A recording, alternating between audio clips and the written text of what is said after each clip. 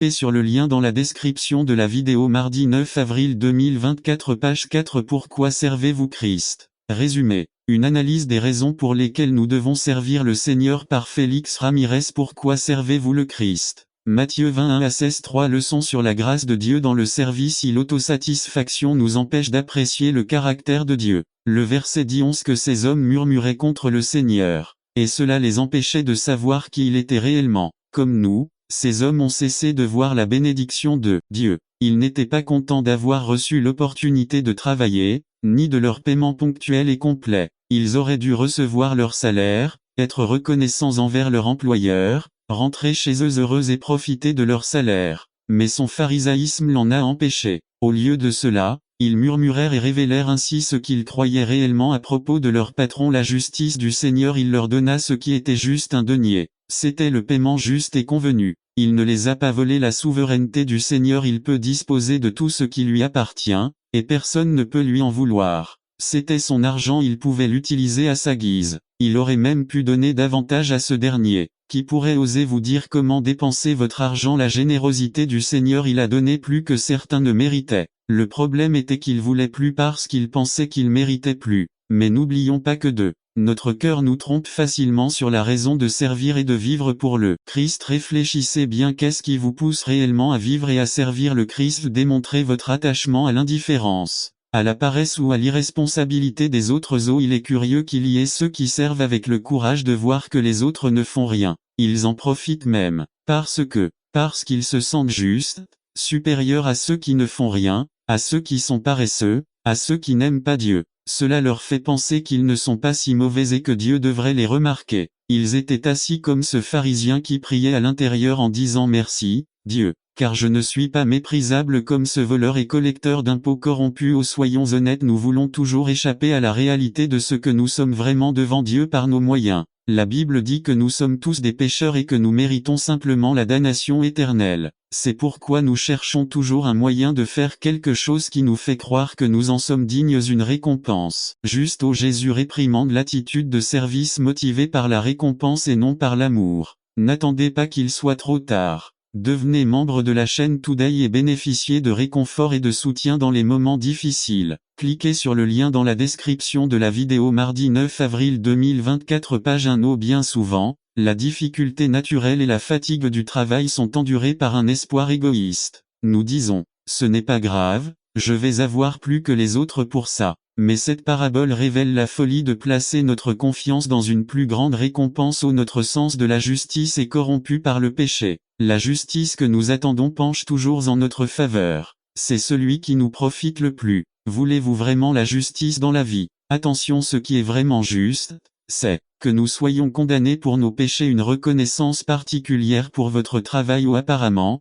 le seigneur de ce vignoble s'est comporté injustement. Ces hommes avaient travaillé plus dur que ceux embauchés à la dernière minute. Ils avaient davantage transpiré, ils s'étaient davantage fatigués, ils avaient fait et produit davantage. Cela leur a fait penser qu'ils méritaient un meilleur traitement ou une plus grande reconnaissance. Beaucoup, comme les hommes de la parabole, se sentent déçus par Dieu. Ils ne reconnaissent pas ce qu'ils font ou ce qu'ils ont fait, et lorsqu'ils reconnaissent le travail d'autres personnes qui, selon eux, méritent moins, leur frustration se transforme également en colère contre eux ou la grâce imméritée dont il vous a comblé. C'est une parabole difficile à entendre, mais seulement pour ceux qui ne parviennent pas à reconnaître leur dépendance absolue à l'égard de la grâce de Dieu pour recevoir un quelconque bénéfice de la main de Dieu. Dans la vie d'un chrétien, il n'y a pas de place pour la jalousie à cause des bénédictions que Dieu a données aux autres. Cette parabole est un excellent antidote à notre conception de soi pécheresse. Elle doit servir à écraser notre orgueil et à former dans nos cœurs une attitude d'humilité devant un Dieu plein de grâce et de miséricorde qui a daigné nous donner un salut immérité. Il est nécessaire de réviser quelle devrait être notre seule raison de vivre et de servir le Christ. 1 Timothée 1:15 Une parole fidèle digne d'être reçue par tous, que le Christ Jésus est venu dans le monde pour sauver les pécheurs, dont je suis le premier. 1 Corinthiens 15:9-10 Car je suis le moindre des apôtres, je ne suis pas digne d'être appelé apôtre, parce que j'ai persécuté l'Église de Dieu. Mais par la grâce de Dieu je suis ce que je suis. Règle numéro 1 du royaume des cieux: on n'y entre que par la grâce de Dieu. Pouvez-vous honnêtement dire que vous êtes le chef des pécheurs? Il me semble que Pablo était l'un des moins aptes à recevoir ce titre. Ce que ces paroles de Paul nous enseignent, c'est que l'attitude de base envers la vie doit être un je ne dois jamais oublier qu'en dehors de la grâce de Dieu, ma condition devant un Dieu juste et saint est une faillite spirituelle totale. Je ne dois jamais oublier que si je suis quelque chose, que si j'ai fait quelque chose, c'est uniquement par sa grâce. Je ne dois rien attendre en retour. Toute vie est pure grâce. Une des chansons de Steve Graham commence ainsi. Qu'ai-je que je n'ai pas reçu de toi? N'attendez pas qu'il soit trop tard. Devenez membre de la chaîne Today et bénéficiez de réconfort et de soutien dans les moments difficiles. Cliquez sur le lien dans la description de la vidéo mardi 9 avril 2024 page 2. Et quel mystère a été éclairci sans votre explication?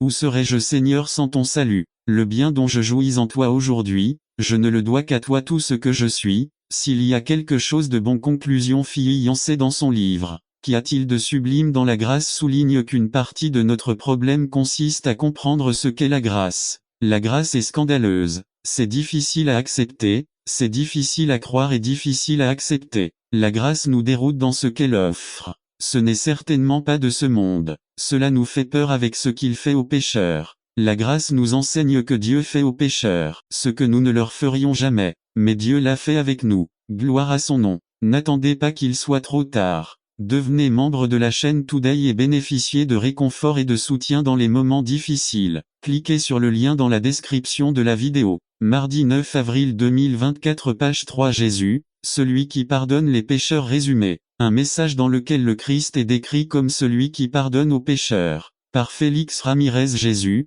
celui qui pardonne les pécheurs Jean 8 illustration. Un homme qui a voulu profiter de sa petite blessure envers l'homme en accusant la compagnie d'assurance. Au tribunal, pour vérifier la gravité de la blessure, on lui demande de lever le bras le plus loin possible, et il le lève légèrement lorsqu'on lui a demandé de le soulever aussi loin qu'il le pouvait avant l'accident. Il l'a soulevé complètement, indiquant clairement qu'il n'y avait pas de blessure de ce type. Nous avons tous été découverts en mouvement, comme on dit. Nous avons tous été affectés par nos propres maux et péchés. Peut-être avons-nous réussi à le cacher, et avons-nous même pensé que tout était sous contrôle, mais soudain, au moment où nous nous y attendions le moins, nous avons été révélés. Cela nous dit que nos actions ne s'arrêtent pas là. Nous vivons dans un monde où une règle de base est tout ce que vous semez, vous le récoltez. Comment allez-vous? Affreux. Dieu a placé ce sentiment de honte en nous comme un moyen de faire deux choses: reconnaître la gravité de notre péché et nous tourner vers Jésus dans le passage que nous allons considérer aujourd'hui, qui d'ailleurs ne se trouve pas dans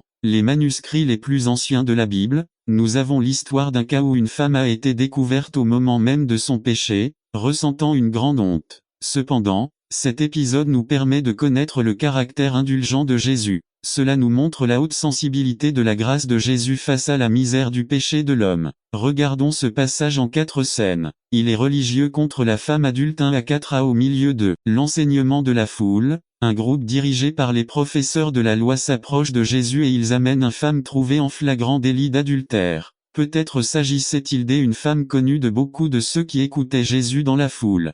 Pensez quelques instants à ce qu'a ressenti cette femme découverte par ceux qui étaient considérés comme les plus saints de la communauté, puis la colère de savoir qu'elle allait être forcée devant son mari, et la honte devant lui et finalement exposée devant tout le peuple et devant Jésus lui-même. Peut-être que ses enfants l'ont découvert. Je ne sais pas pour vous, mais c'est un horrible mélange de honte, de terreur et de colère. Désagréable. Pauvre femme. C'est maintenant. Essayez d'écouter ce que disaient les hommes qui ont amené cette femme de force. Écoutez son accusation faite à haute voix devant tous les gens qui écoutaient Jésus enseigner d'un côté du temple. La femme ne savait pas où cacher son visage. Elle ne savait pas où poser son regard pour se sentir en sécurité. Il faut 2 personnes pour commettre un adultère. Où était l'autre coupable? Mais qu'importe à ce moment-là. Les religieux ne se préoccupaient pas vraiment de la vie spirituelle des femmes, ni même de l'obéissance à la loi. N'attendez pas qu'il soit trop tard. Devenez membre de la chaîne Today et bénéficiez de réconfort et de soutien dans les moments difficiles. Cliquez sur le lien dans la description de la vidéo. Mardi 9 avril 2024 page 1e. Puisque nous savons que c'était une ruse, un piège pour Jésus, il est probable que l'adultère lui-même ait été comploté de manière perverse. Peut-être que les religieux étaient déjà au courant de cette situation et ont profité de l'occasion pour faire d'une pierre 2 coups, accuser la femme et quelqu'un d'autre. 2. Les religieux contre Jésus. 5,6 a. Évidemment c'était un piège pour Jésus. Le texte nous offre quelques indices. à la loi disait effectivement que l'adultère était punissable par la lapidation. Lév 20, 10. Cependant, comme je l'ai mentionné plus tôt, ils n'ont pas amené l'homme avec qui se trouvait la femme, parce que cela ne l'empêchait pas de réaliser son plan malveillant visant à tester Jésus et à le tenter. Cela n'aurait pas été étrange si cet homme avait également été trahi par les religieux. B. Lisons à nouveau le verset 5. Dans la loi, Moïse nous a ordonné de lapider de telles femmes. Alors, que dis-tu? Ne savait-il pas quoi faire? Était-ce le premier cas d'adultère qu'il devait résoudre et il ne savait pas comment? Notez qu'il mentionne la loi pour étayer leur argument. En revanche, le droit romain interdisait aux Juifs de procéder à leurs exécutions. Donc, si d'un côté il pardonnait à la femme, il s'en prenait à Moïse, mais s'il la condamnait, alors il s'en prenait à César. Prêt, ils avaient l'affaire parfaite pour attraper Jésus. Ces hommes lui avaient tendu un ignoble piège. Le passage dit qu'ils l'ont fait pour tenter Jésus. C'était son véritable programme. Zéro compassion. Il ne s'agissait pas du désir de plaire à Dieu en accomplissant la loi. Ce n'était pas un doute théologique qu'ils apportaient à Jésus, ce n'était pas non plus un cas de conseil difficile. C'était une manœuvre pour accuser Jésus et le discréditer devant tout le peuple. Dès quelle hypocrisie utiliser peut-être un adultère planifié comme déguisement parfait pour ses tentatives d'assassinat. De la même manière que nous signalons les péchés les plus laids des autres pour minimiser ou excuser les nôtres. Je dis des gros mots, mais je ne kidnappe pas. Je suis de mauvaise moralité, mais je ne suis ni hypocrite, ni adultère. Je suis une commère, mais je ne trompe pas mon mari, etc. D'un côté Moïse, de l'autre César, au milieu la vie de la femme et la crédibilité de Jésus. Les pharisiens et les scribes savourent le goût de leur apparente victoire. Comment s'en sortiraient-ils? Mais n'allons pas trop vite. Jésus contre les religieux 7 à 9a. Le passage nous dit en 2x que Jésus écrivait quelque chose sur terre. C'est la seule fois dans les évangiles où l'on lit que Jésus a écrit quelque chose. Les experts ont spéculé à ce sujet les 10 commandements, comme pour dire, ne venez pas m'enseigner la loi, j'ai moi-même écrit ces commandements. Avec mon propre doigt peut-être les péchés des hommes, comme pour dire, eh bien, il n'y a pas qu'un seul cas de péché, ici j'ai encore d'autres cas qui doivent être jugés, les noms des hommes, selon Gère 17, 13, O accent circonflexe Jéhovah, espérance d'Israël, tous ceux qui te quitteront seront honteux et ceux qui s'éloignent de moi seront écrits dans la poussière, parce qu'ils ont quitté Jéhovah, la fontaine d'eau vive. B. Soudain et de manière inattendue, Jésus lève les yeux devant l'insistance impatiente des accusateurs et regarde dans les yeux des hommes, il renverse dans toute sa force son accusation contre les femmes. Jésus leur dit, eh bien, vous avez raison, ils ont bien jugé. Seulement, avant de condamner, on oublie de considérer le caractère de celui qui applique le châtiment. Il doit être sans péché. N'attendez pas qu'il soit trop tard.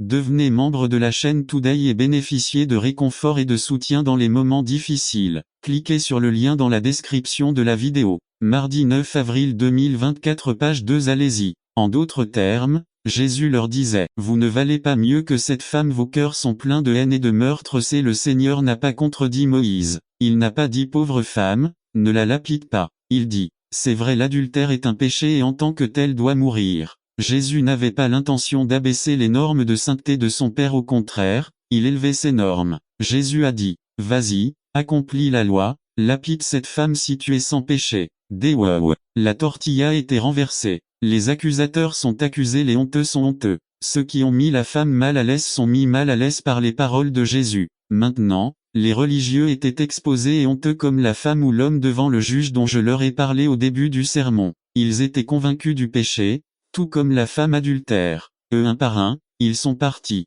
Il ne restait que Jésus, la femme, les gens qui écoutaient Jésus et les pierres. Il est toujours plus confortable de se concentrer sur les péchés des autres que sur nos propres péchés. Il faut au moins donner quelque chose à ces hommes. Apparemment ils ont reconnu leurs péchés, en commençant par les plus âgés. Parce qu'ils étaient les plus sages, ou selon ma propre évaluation ils voulaient juste faire bonne figure aux yeux des gens en donnant l'impression de être humbles. Ce n'était pas un regret sincère. Cela n'aurait été que pire pour eux. Jésus et la femme adulte, à quel soulagement cette femme a ressenti. Peut-être s'attendait-il à une réprimande de la part de Jésus. Elle savait qu'elle le méritait. Mais que fait Jésus? Vous donne-t-il un sermon sur l'adultère, le péché et le châtiment? Non. Au lieu de cela, il l'informe que personne ne l'accusait plus. Peut-être était-ce lorsque la femme était capable de lever les yeux et de ne plus voir ses accusateurs. Même lui-même ne l'accuse pas. Il n'était pas nécessaire de le faire. Il était évident qu'elle était une pécheresse. Je le savais déjà. Cette femme n'avait pas besoin de preuves de son péché, mais d'une chose que personne d'autre que Jésus n'aurait pu lui donner, la grâce et le pardon. Jésus a traité cette femme avec compassion, dignité, ouverture et espérance, contrairement à la façon dont les religieux l'avaient traitée. Mais qu'est-il arrivé à la loi? Cela n'a-t-il pas été réalisé? Nous pourrions penser que cette femme a obtenu son péché à moindre coût, voire gratuitement. Apparemment, le péché de cette femme est resté impuni. Mais ce n'est pas vrai. À la fin de l'histoire, quelqu'un devait mourir pour cet adultère. La loi de Moïse et finalement celle de Dieu ne pouvait pas rester ainsi. Non. Jésus irait mourir pour ce péché et tous les autres péchés de cette femme. Le donneur de la loi est celui-là même qui l'a payé par sa mort en notre faveur. Celui-là même qui nous accorde aujourd'hui le pardon gratuit et celui-là même qui a dû le payer de son sang sur la croix du calvaire. Le salaire du péché est la mort. Jésus le savait très bien. C'est pourquoi la vie de cette femme ne pouvait pas continuer de la même manière. Jésus lui dit: va et ne pêche plus. Désormais, puisque vous avez été pardonné, vous devez vivre dans cette nouvelle condition. Vous devez montrer par vos actions le travail de transformation que Dieu a accompli dans votre cœur.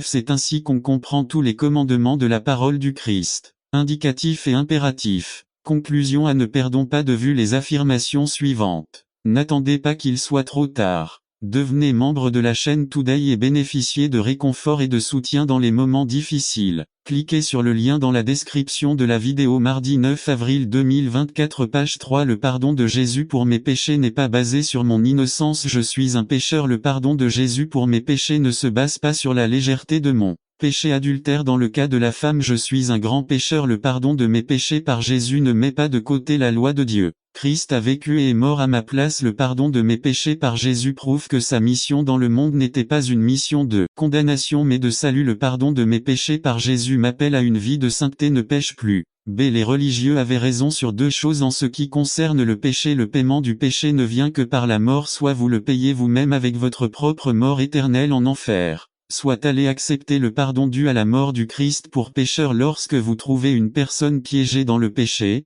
la seule chose que vous pouvez faire est de l'amener à Jésus. Et vous été pardonné. Non égale à venez à Jésus. Oui égale à réécouter l'appel du Christ. Examinez votre cœur. Vous êtes pire que vous ne le pensez. Mais la grâce de Dieu est plus grande que vous ne le pensez. Étendez le pardon à vos proches. N'attendez pas qu'il soit trop tard. Devenez membre de la chaîne Today et bénéficiez de réconfort et de soutien dans les moments difficiles. Cliquez sur le lien dans la description de la vidéo. 9 mars, avril 2024, page 4. Jésus, notre grand prêtre résumé. Les bénédictions pour le croyant du ministère d'intercession du Christ par Félix Ramirez. Jésus, le grand prêtre. Jean 17, 1 à 26. Si son désir d'honorer son Père a le désir de Jésus pour exhiber la gloire du Père. 1, 4,22. Celui qui m'a vu a vu le Père. Jean 1, 18. Personne n'a jamais vu Dieu le Fils unique, qui est dans le sein du Père, il l'a fait connaître. Le désir de Jésus de manifester la grâce du Père. 2,3. Le Père lui avait donné le pouvoir afin que le Fils puisse donner la vie éternelle à ceux que le Père lui avait donné. Jean 6, 44. Personne ne peut venir à moi à moins que le Père qui m'a envoyé ne l'attire. NKJV dessine. Jean 6, 65. Personne ne peut venir à moi à moins que cela ne lui soit donné de la part du Père. C'est le désir de Jésus d'enseigner la volonté du Père. VR 14. Je leur ai donné ta parole. Jean 15, 15. Tout ce que j'ai entendu de mon Père, je vous l'ai fait connaître. Application. Ces paroles de Jésus nous enseignent qu'au milieu de tant d'afflictions et de souffrances, notre devoir le plus élevé, notre principale préoccupation, notre plus haute priorité doit toujours être de glorifier Dieu dans la joie. 2. Son désir d'achever l'œuvre qui lui avait été confiée. 4. Dès le début de son ministère terrestre, notre Seigneur a vécu chaque seconde avec une profonde conviction de la tâche que son Père lui avait confiée. Jésus a dit. Jean 4, 32 à 34. J'ai à manger de la nourriture que vous ne connaissez pas. Ma nourriture est de faire la volonté de celui qui m'a envoyé et d'accomplir son œuvre. Lors des noces de Cana. Jean 2, Jésus a fait référence à l'heure, le moment où il serait livré pour mourir. Cette heure a été préparée avant la fondation du monde. 1 Pierre 1, 18 à 20. Vous avez été rachetés de votre vaine manière de vivre par un sang précieux, comme d'un agneau sans défaut et sans tache, le sang de Christ vint car il a été préparé avant la fondation du monde, mais il est apparu dans ces derniers temps par amour pour vous. C'est le plan de Dieu à commencer sur terre à partir de ces paroles. Genèse 3:15 Et je mettrai inimitié entre toi et la femme, et entre ta postérité et sa postérité. Il vous écrasera la tête, et vous lui écraserez le talon. Finalement le temps est venu, le temps d'achever l'œuvre du salut. Ce que Jésus dit, c'est que l'apogée du plan de salut était sur le point d'arriver. Application. Jésus a dit sur la croix avant de mourir, c'est fini. Des paroles d'assurance que l'œuvre du salut ne dépend pas de moi, mais de ce que Christ a fait pour moi. Lorsque les doutes vous envahissent, rappelez-vous que l'œuvre de Jésus pour votre salut était complète, totale. Vous pouvez vous reposer sur le sacrifice fait en votre nom. Vous n'avez rien d'autre à ajouter à ce qu'il a fait. Réjouissez-vous simplement de la croix. N'attendez pas qu'il soit trop tard. Devenez membre de la chaîne Today et bénéficiez de réconfort et de soutien dans les moments difficiles. Cliquez sur le lien dans la description de la vidéo. Mardi 9 avril 2024 page 1 II. Son désir que ses disciples sont protégés 6 à 19 Jésus connaissait parfaitement les dangers auxquels allaient faire face les disciples, à tel point que même dans le chapitre précédent, Jésus lui-même les avertit de ce à quoi ils allaient faire face s'ils le suivaient. Lisez 1 à 4 32,33 Il a prié pour la protection de son peuple sauvegardé 4 fois. C'est une préoccupation très claire de Jésus. Jésus a demandé qu'il soit protégé du mal 15b Jésus dit, « Père, je viens à toi, mais je reste dans ce monde méchant. » C'est une préoccupation paternelle et tendre, de la part de quelqu'un qui nous aime vraiment et désire notre bien-être. Comment allais-je les garder? Il leur a donné sa parole Vr 12. Il a promis au Consolateur 16-13.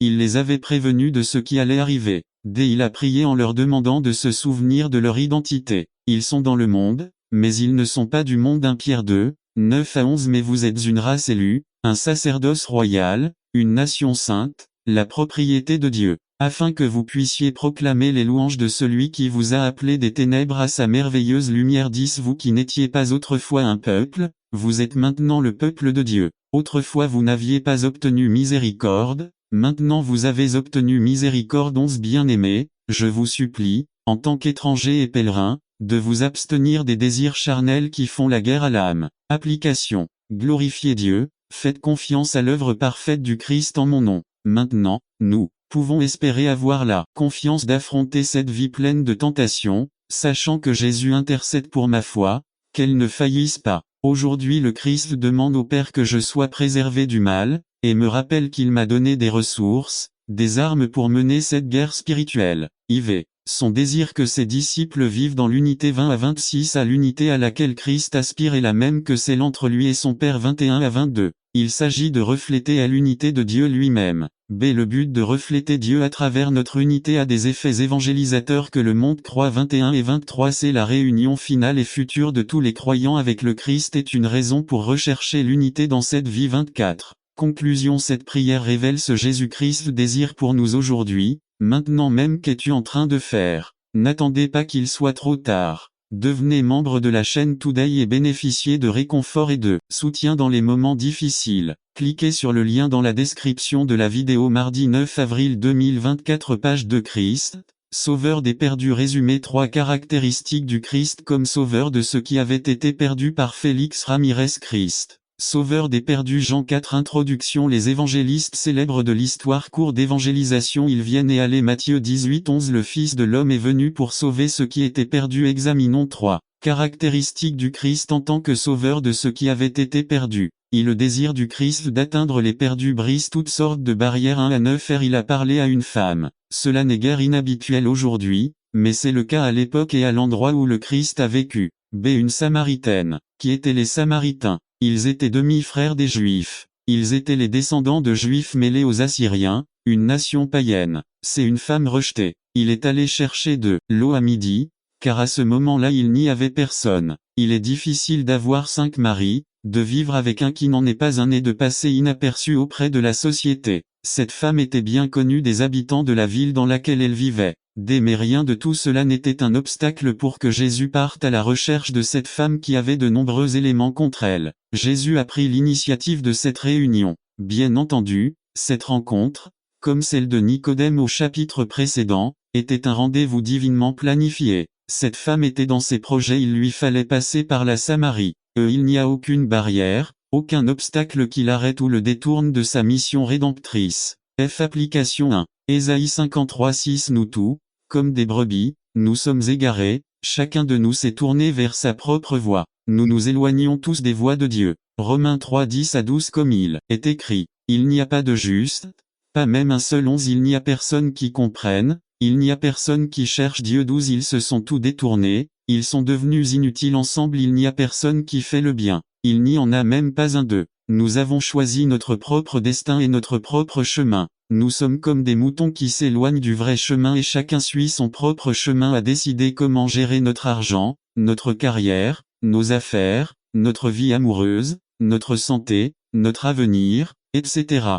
4. Mais comme il est bon que le Seigneur ait décidé qu'il lui fallait aller dans notre direction veut faire, il le fait. Psaume 115, 3. Notre Dieu est au ciel obtenez du réconfort et du soutien dans les moments difficiles. Cliquez sur le lien dans la description de la vidéo mardi 9 avril 2024 page 1 Un des textes qui ont apporté le plus grand soulagement dans ma vie. Ce texte me rappelle que le dessein de Dieu en me sauvant est inaltérable, et il ne va pas me laisser comme je vis aujourd'hui 5. Comme c'est bien qu'il ne se soucie pas de la taille de nos péchés 6. Comme c'est bien qu'il soit nécessaire qu'il parte à notre recherche 7. Cette recherche et cette découverte s'adressent également à ceux qui se sentent déjà trouvés. Nous continuons également à sortir du chemin. 2. Le Christ fait bien plus que simplement étancher la soif des hommes 10-14 Le Christ dit à la femme donne-moi à boire. Une affaire quotidienne, sans importance à première vue. Bien sûr, Jésus avait soif, mais plus qu'une soif physique, notre Seigneur nous montre sa soif et sa faim faire la volonté du Père qui l'avait envoyé.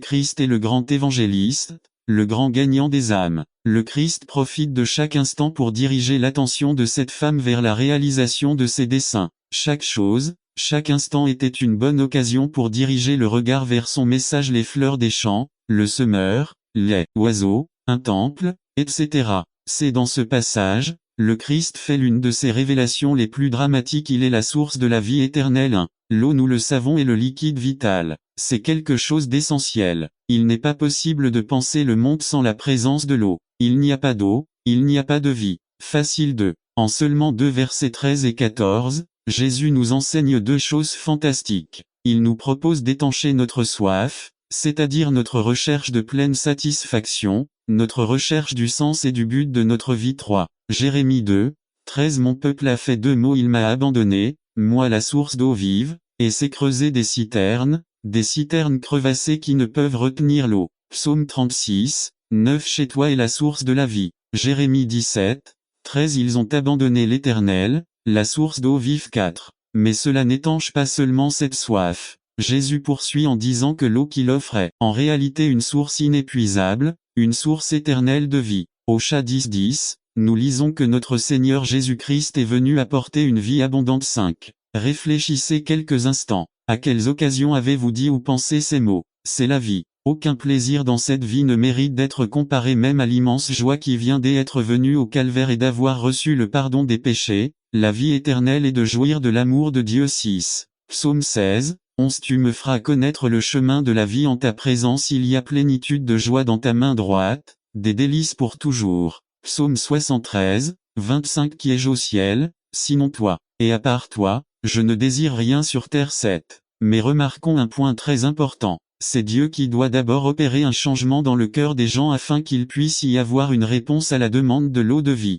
Jésus dit à la femme VRS Si tu connaissais le don de Dieu, et si tu savais qui t'a demandé à boire, alors tu lui demanderais et il te donnerait 8. Autrement dit, Dieu doit d'abord éveiller les sens de la vue et de l'ouïe spirituelle afin que le pécheur puisse voir et entendre ce que Dieu a pour lui. Dieu est si bon qu'il implante lui-même. N'attendez pas qu'il soit trop tard. Devenez membre de la chaîne Today et bénéficiez de réconfort et de soutien dans les moments difficiles. Cliquez sur le lien dans la description de la vidéo mardi 9 avril 2024 page 2 En nous le désir de le chercher, de le désirer, d'aspirer à lui et de le voir comme le seul digne d'adoration. C'est ce que voulait dire le prophète Ézéchiel lorsqu'il écrivait il y a 2600 ans 36-26-27.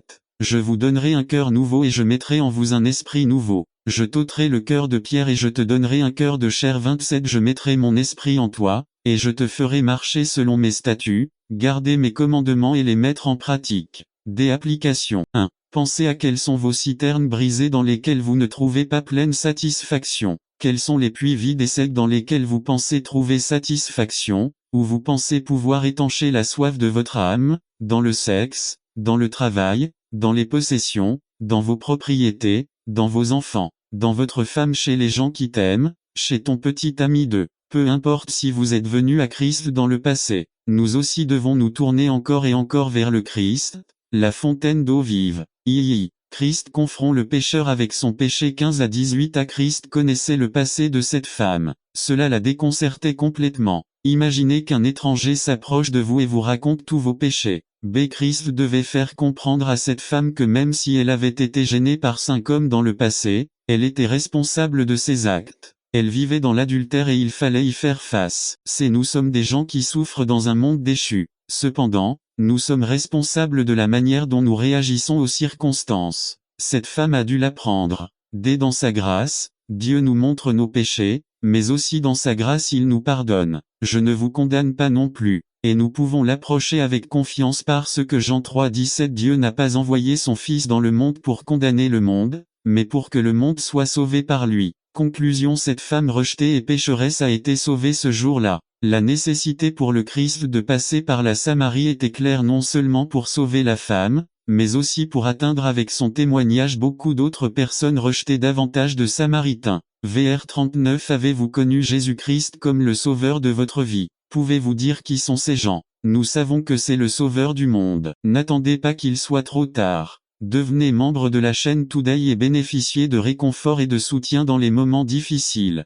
Cliquez sur le lien dans la description de la vidéo. Mardi 9 avril 2024, page 3. L'Église, épouse imparfaite du Christ. Résumé. Un appel à apprécier l'Église imparfaite du Christ. Par Félix Ramirez. L'Église, épouse imparfaite du Christ parce que le mari est le chef de la femme, tout comme le Christ est le chef de l'Église, qui est son corps, et il est son sauveur. Par conséquent, de même que l'Église est soumise à Christ, que les femmes mariées soient soumises à leur mari en toutes choses. Marie, aimez vos femmes, tout comme Christ a aimé l'Église et s'est livré pour elle pour la sanctifier, la purifiant par le lavage d'eau par la parole, afin de se présenter à lui-même une Église glorieuse qu'elle n'aurait pas dû avoir tache, ni ride, ni rien de semblable, mais qu'il soit saint et sans tache. De même, les maris doivent aimer leur femme comme leur propre corps. Celui qui aime sa femme s'aime lui-même, car personne n'a jamais haï sa propre chair, mais il la nourrit et en prend soin, tout comme le Christ prend soin de l'Église, parce que nous sommes membres de son corps, de sa chair et de ses os. Éphésiens 5, 22 à 30. Introduction. Ceux d'entre nous qui ont grandi au sein de l'Église évangélique, ou qui ont passé plus de la moitié de leur vie, ont beaucoup de mal à penser à leur vie sans elle. Dieu merci, beaucoup de mes souvenirs les plus agréables qui me viennent à l'esprit sont liés à des moments en compagnie des frères d'une église ce matin. Nous avons commenté l'importance de rester unis avec la communauté des croyants à la communauté des chrétiens, car rester unis au peuple de Dieu est la méthode que Dieu a choisie pour que grandissent les pécheurs racheter l'Église et pour de nombreux croyants le lieu où ils ont trouvé soutien, direction, encouragement, espoir et aussi correction. Mais de la même manière, il y a eu des gens qui ont trouvé dans l'Église non pas une pierre mais un vrai rocher sur lequel ils ont trébuché. Pour eux, l'Église de Jésus-Christ est devenue l'une de leurs expériences qu'ils aimeraient le plus oublier. Ce sont des gens qui ne veulent rien savoir d'une Église chrétienne. Ils disent qu'ils auraient préféré ne pas connaître l'Évangile s'ils avaient su qu'ils rencontreraient des gens aussi désagréables ou méchants. Mais soyons honnêtes, il y a plusieurs raisons ou bonnes raisons d'être d'accord avec ces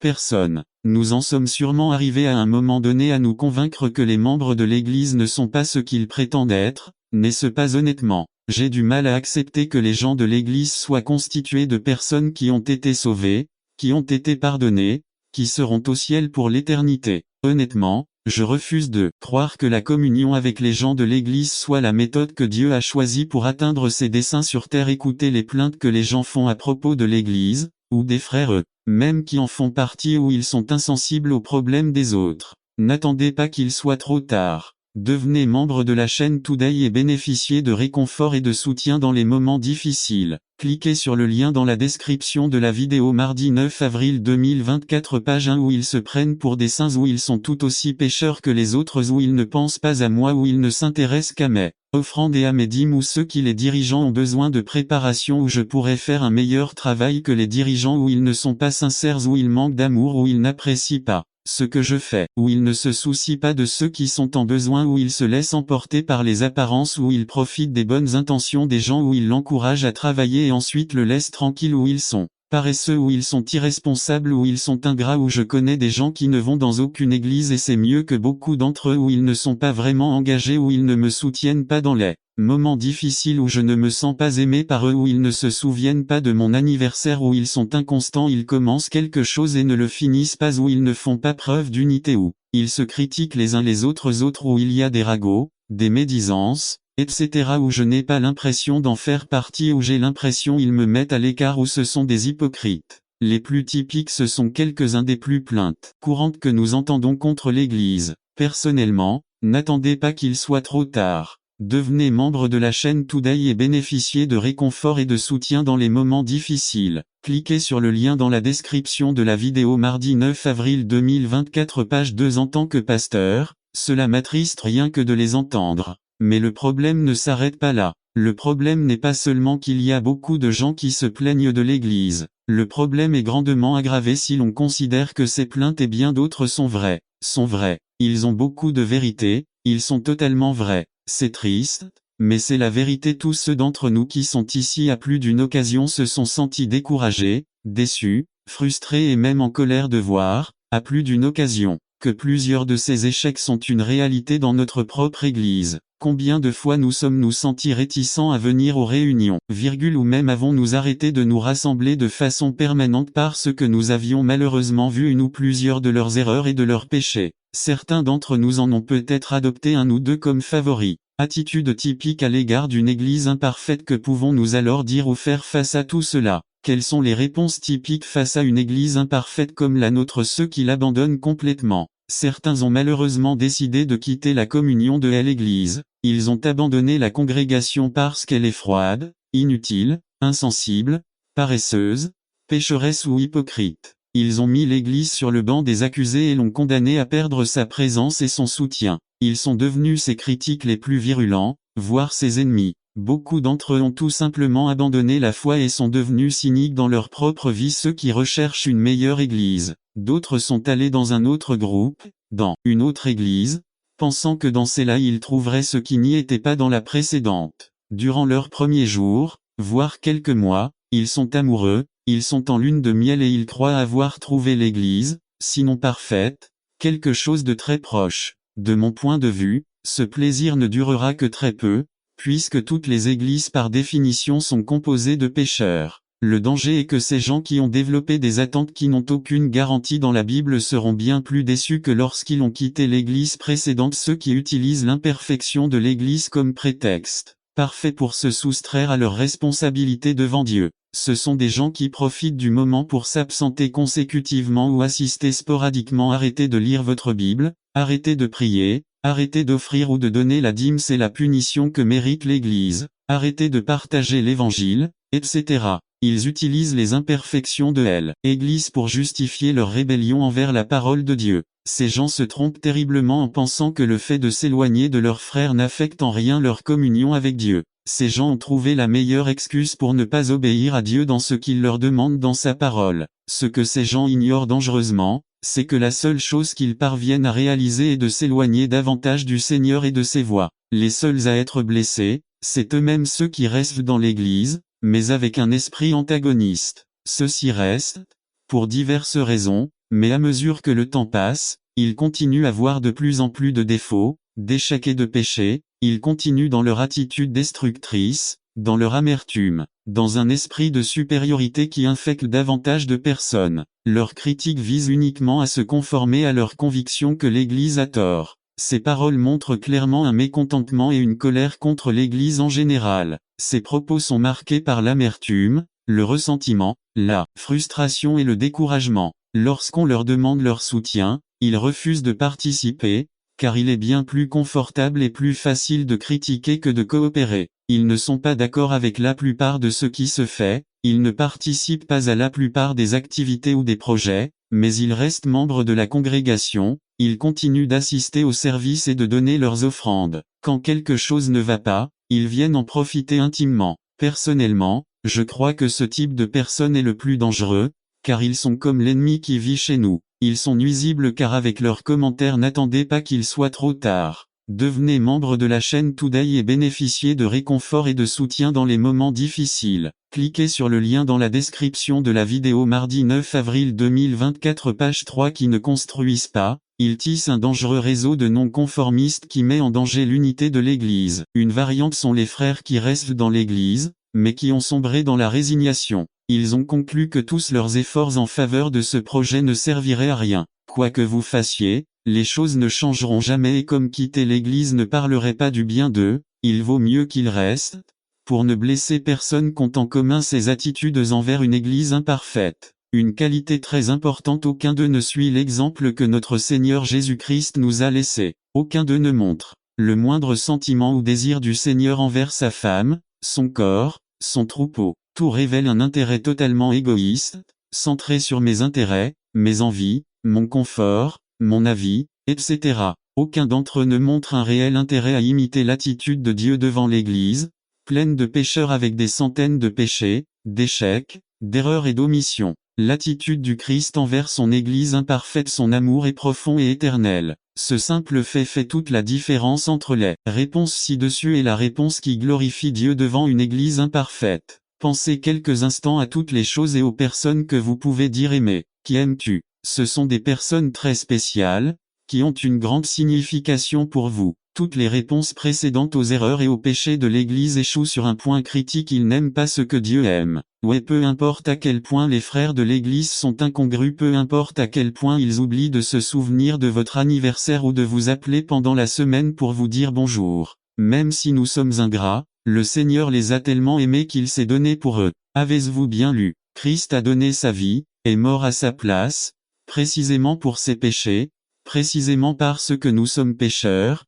têtus, désobéissants, inconsidérés et tout défaut. Vous vous plaignez de toutes les fautes et de tous les péchés. Imaginez le Seigneur qui connaît, en plus des actions, les véritables motivations et intentions du cœur. S'il y a quelqu'un qui pourrait nous trouver indignes d'être aimés, c'est bien le Seigneur. C'est pourquoi son amour est éternellement merveilleux. Paul a dit, mais Dieu nous montre son amour, en ce que, alors que nous étions encore pécheurs, Christ est mort pour nous. Son but est de le transformer. Cet amour de Dieu a un programme très bien défini. Le Christ s'est donné pour transformer son peuple. Et l'œuvre du salut est une entreprise de sauvetage titanesque. Titus le dit ainsi. Jésus-Christ s'est donné pour nous racheter de tout mal et pour se purifier un peuple zélé pour les bonnes œuvres. Bien sûr, le Seigneur n'est pas non plus satisfait de l'état actuel de son Église. Bien sûr, il déteste le péché, l'hypocrisie, le manque d'amour, d'unité, de responsabilité et tous les maux qui l'affligent et dont elle est accusée. Bien sûr,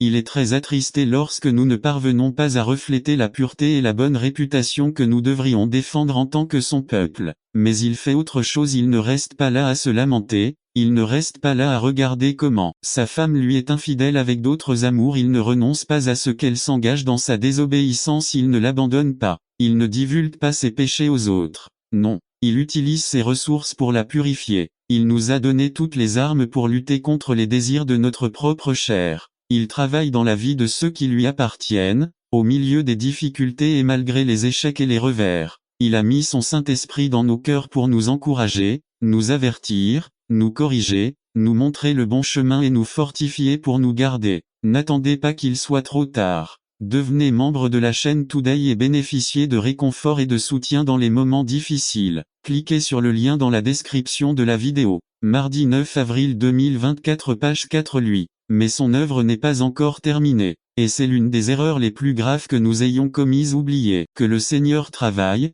qu'il perfectionne son œuvre, qu'il la polit, qu'il la mène à son bel achèvement. Chaque jour, nous nous transformons à son image. Chaque jour, nous mourons au désir de notre ancienne nature. C'est une œuvre discrète, à peine reconnaissable chez certains d'entre nous, mais c'est une œuvre belle, qui à la fin des temps sera montrée comme la chose la plus belle, la plus importante, la plus durable et la plus majestueuse jamais réalisée. La rédemption. Un jour nous serons radieux, nous refléterons la gloire de Dieu dans toute sa splendeur, nous n'aurons aucun échec, aucun péché, nous aurons un cœur parfaitement gouverné en parole et en acte par le Seigneur. Jean dit que lorsque Christ sera révélé nous serons comme lui. Qu'est-ce que cela signifie pour moi? Patience, gratitude, encouragement, confiance, car ce que Dieu œuvre au cœur de l'Église connaîtra une fin heureuse. Elle est dans son temps, avec ses méthodes, et vers ses objectifs. Ce travail est parfaitement encadré et soigné. Paul dit que Christ la soutient et prend soin d'elle. Quand nous renonçons à penser que les frères ne changeront jamais, n'oublions